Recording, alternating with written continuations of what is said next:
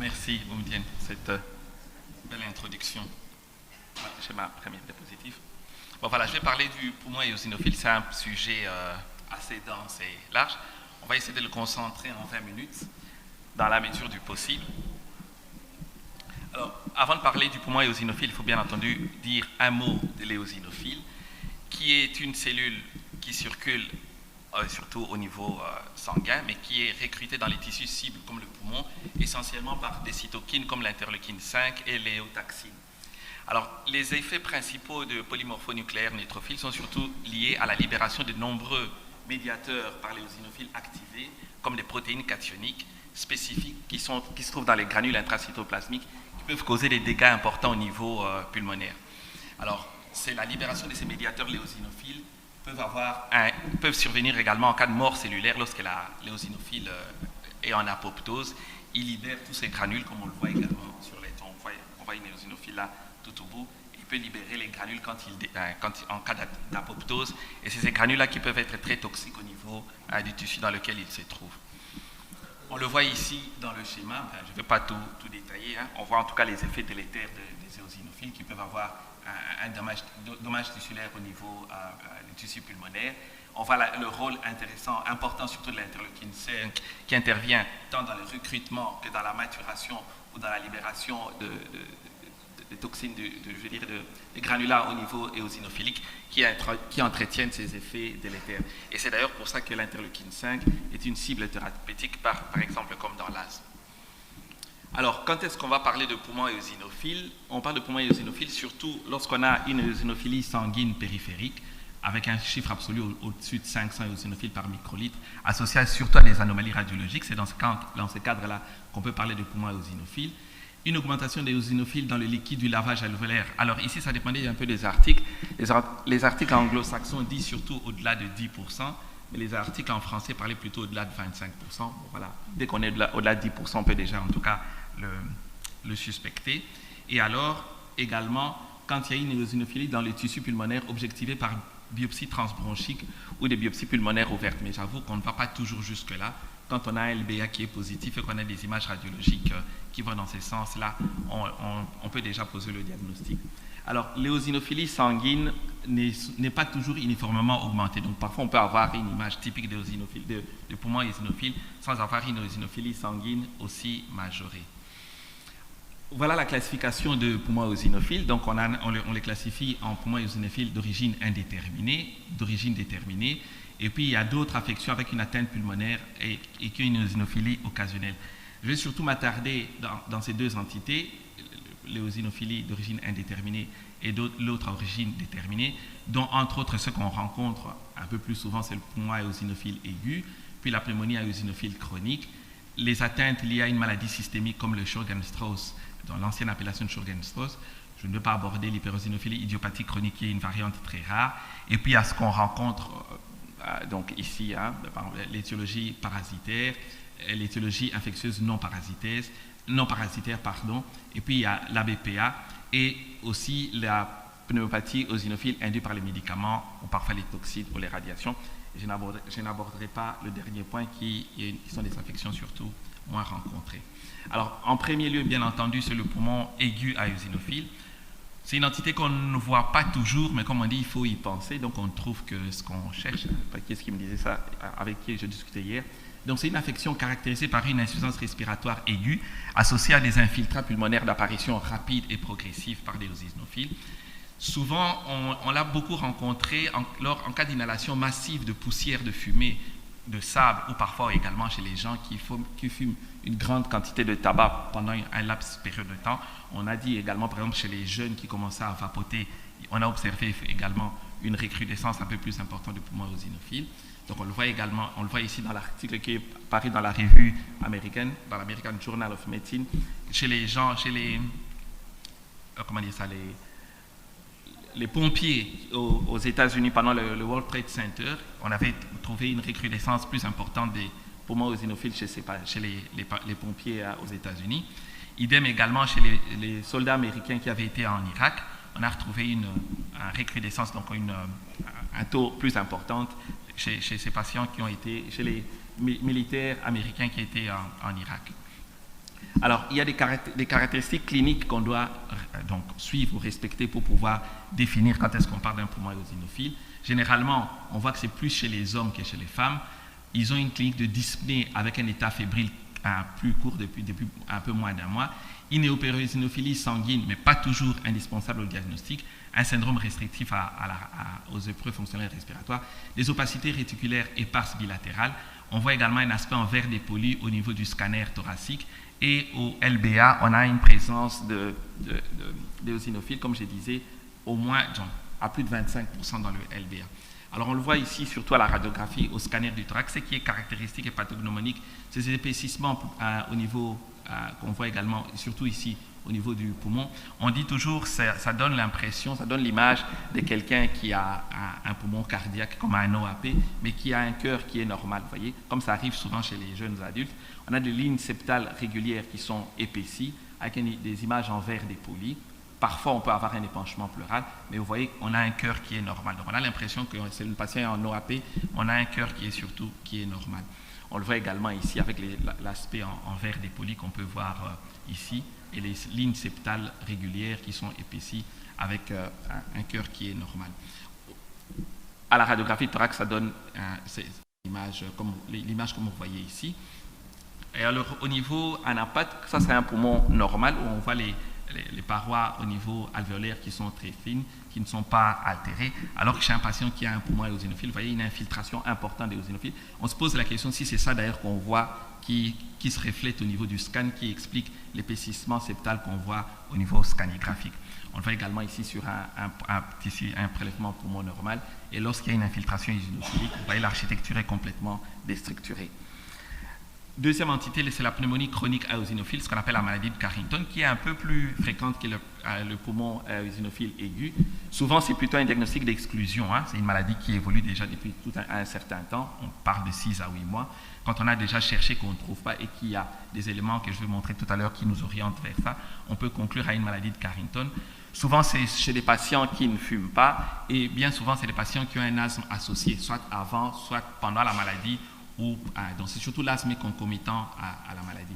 Comme critère diagnostique, épidémiologique, on voit surtout que c'est surtout les femmes plus que les hommes, avec des symptômes respiratoires et systémiques d'apparition progressive pendant plusieurs mois, une hyperéosinophilie chez 10 à 20% de patients, et également, comme c'est une maladie infiltrative, on a un syndrome restrictif aux épreuves fonctionnelles respiratoires, des infiltrats bilatéraux périphériques, une atteinte scanographique que je vais vous montrer tout à l'heure, et au LBA, on a une éosinophilie sanguine importante, d'autant plus que la maladie perdure beaucoup plus longtemps. On le voit ici, c'est des infiltrats plutôt périphériques par rapport à l'éosinophilie aiguë, on voit des infiltrats plutôt périphériques tout autour, également surtout au niveau, après le venin sous-pleural et supérieur. Les images sont tirées du site Oncle Paul, qui est vraiment très riche en illustrations pour le pneumologue.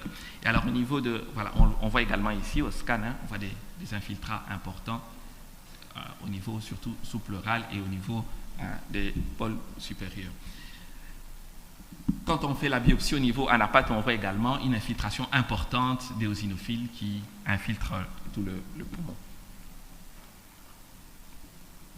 Alors l'autre entité, c'est le Sjogren's, la granulomateuse éosinophilique avec une polyangéite. C'est surtout une vascularite systémique avec une atteinte pulmonaire caractérisée par la présence d'un asthme et d'une hyperéosinophilie sanguine tissulaire.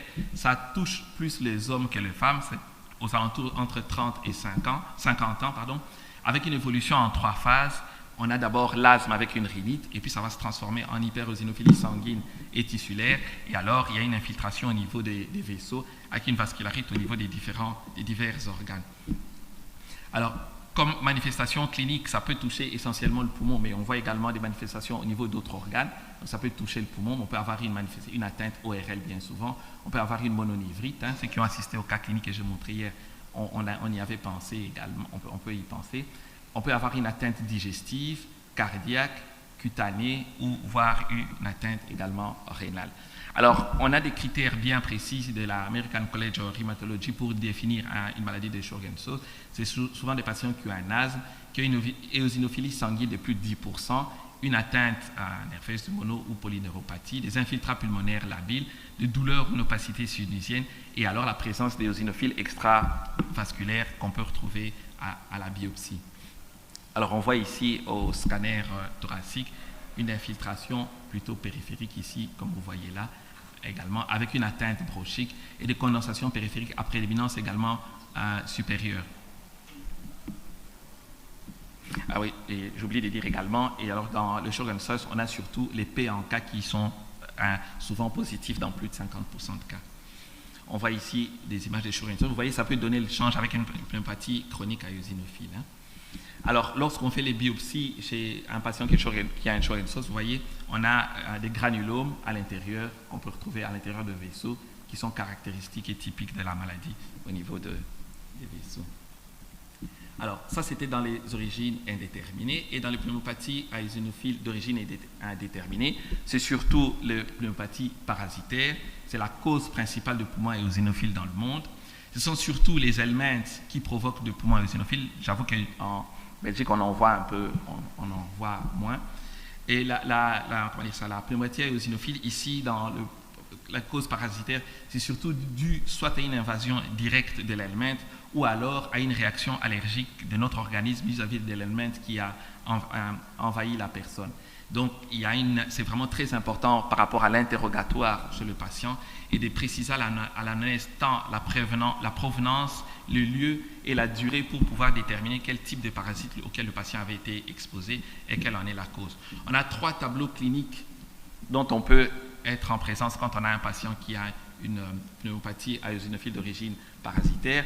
On a le classique syndrome de Leffler qu'on connaît tous. Il y a le syndrome de larva migrans viscérale. Il y a également le poumon éosinophile d'origine tropicale. Le Leffler, c'est souvent les ascaris. Le larva migrans, c'est souvent le Toxocara canis ou l'ascaris sum. Et alors, le poumon éosinophile, je vous laisse lire le nom qui est assez barbare. Un mot sur le syndrome de Leffler. C'est surtout une manifestation pulmonaire où on voit des infiltrats pulmonaires labiles avec une éosinophilie sanguine et peu de symptômes cliniques. La personne a une toux sèche, elle est essoufflée, il y a un peu de fièvre. L'étiologie parasitaire peut être retrouvée, parfois d'origine médicamenteuse, mais parfois n'a pas vraiment d'origine précise. On a une clinique d'un syndrome de Leffler avec des infiltrations migrantes qui disparaissent rapidement, mais pour lesquelles on ne retrouve pas toujours le parasite, ou si le parasite est déjà reparti. En règle générale, on dit qu'il y a une régression spontanée des symptômes et des signes radiologiques dans le mois. C'est d'ailleurs, parfois, on fait le diagnostic a posteriori. Et alors, à l'image radiologique, on a des opacités non segmentaires avec une distribution périphérique prédominante qui est pathognomonique, c'est le caractère transitoire et migrant. Vous voyez, ça, c'est typique d'un syndrome de Leffler avec des infiltrations diffuses au niveau pulmonaire qui vont régresser progressivement. On le voit également au scanner du thorax où on voit des infiltrats avec le verre dépoli. Mais ici, c'est surtout l'anamnèse, comme j'ai dit, vis-à-vis du patient qui va vraiment nous orienter. L'autre cause de pneumopathie d'origine déterminée, c'est l'ABPA, l'aspergillose bronchopulmonaire allergique, qui est surtout due à une hypersensibilité à l'Aspergillus fumigatus, un champignon qui colonise l'arbre bronchique des patients, soit des patients asthmatiques ou des patients qui ont une prédisposition, c'est-à-dire qui ont eu des bronchectasies. Asthme difficile, récidivant, difficile à contrôler, avec tant à la radiographie, surtout au scanner, des infiltrats pulmonaires avec un taux d'IgE majoré. On a les règles, avant on parlait des critères majeurs et critères mineurs. On a des règles définies maintenant pour pouvoir faire le diagnostic de la BPA, souvent chez les patients asthmatiques qui ont des bronchectasies, qui ont une cystic fibrosis. Souvent, on a des critères obligatoires, c'est-à-dire avec un taux d'IgE qui est majoré, qui peuvent aller jusqu'à 1000 ou à moins de 1000, mais si on a des signes cliniques qui vont dans les sens, on peut déjà poser le diagnostic, même si on n'a pas de taux aussi élevés. Et puis on a d'autres critères un peu moins importants, comme la présence des précipitines, l'infiltrat radiologique et le nombre d'éosinophiles supérieur à 500. Alors, au niveau scannographique, c'est surtout la présence des bronchectasies centrales et également, surtout ce qui est pathognomonique, c'est la présence des bronchocèles denses, comme vous voyez ici. vraiment c'est typique de quelqu'un qui a une ABPA. Quand on a l'aspergillus, on a le diagnostic d'asthme et qu'on a des bronchocèles associés, ça nous oriente vraiment vers le diagnostic d'une ABPA. Alors l'autre cause, c'est le poumon éosinophile induit par le médicament, ou alors on peut également le retrouver en cas de présence de toxines ou de radiations. Beaucoup de médicaments et substances toxiques sont surtout responsables de ces pneumopathies. Ils conduisent souvent soit à une forme aiguë, mais ici il faut qu'il y ait des critères d'imputabilité intrinsèques, donc par la chronologie ou à la sémiologie, ou des critères extrinsèques par rapport à la littérature qui peut nous dire, tiens, telle molécule est réputée pour donner un poumon éosinophile induit par le médicament. Bien souvent, il faut interroger le patient. Alors, comme je disais hier, dans la clinique, on a souvent un rash cutané avec parfois associé à un épanchement pleural, de la toux et de la fièvre, mais comme on sait, dans la médecine, ce n'est pas toujours vrai. Parfois, il y a des tableaux incomplets, on peut rater, il peut manquer un argument, l'autre, on peut ne pas avoir le rash. Et dans la grande majorité des cas, on a un rash. On a des infiltrats éosinophiliques. Le LBA montre des éosinophiles dans plus de 25% élevés à plus de 25%, avec un trouble ventilatoire restrictif. Alors, bien entendu, l'attitude thérapeutique, c'est d'arrêter l'agent causal et on va avoir une régression de la maladie.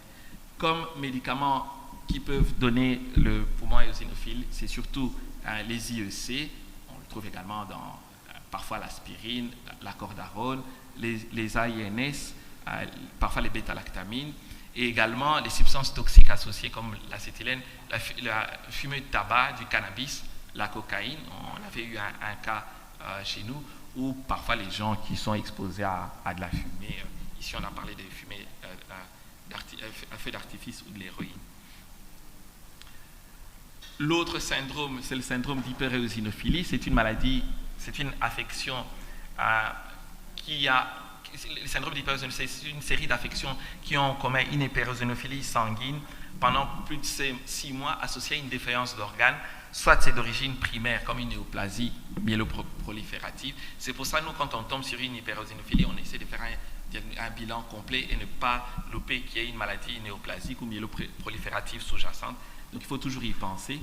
L'autre affection où on trouve également une syndrome d'hyperéosinophilie, c'est souvent parfois plutôt dans les bronchiolites oblitératives hyperéosinophiliques, qui est une entité qui a été décrite récemment, et dans l'entité dans laquelle on retrouve une hyperéosinophilie sanguine à plus de 1 gramme, avec plus de 25% d'éosinophiles dans le LBA, la persistance d'un syndrome obstructif malgré l'inhalation de haute dose de corticostéroïdes inhalés avec des bronchodilatateurs, et alors on a une bronchiolite à éosinophile associée. Je dirais que c'est presque une nouvelle entité qu'on observe chez les patients qui ont un syndrome obstructif important et chez qui on trouve une éosinophilie sanguine. Le tableau ici regroupe une synthèse des différentes affections que j'ai citées ici. Donc on peut avoir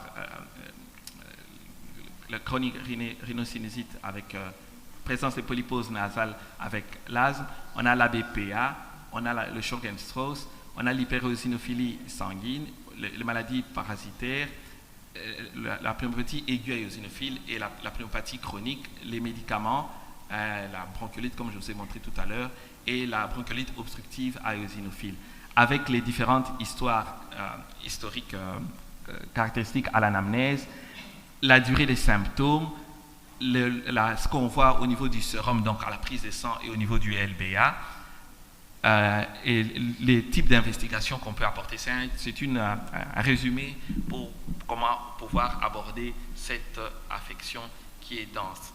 Et alors, on a également, la fin dernière diapositive, l'arbre décisionnel en fonction de l'histoire clinique, des investigations cliniques également.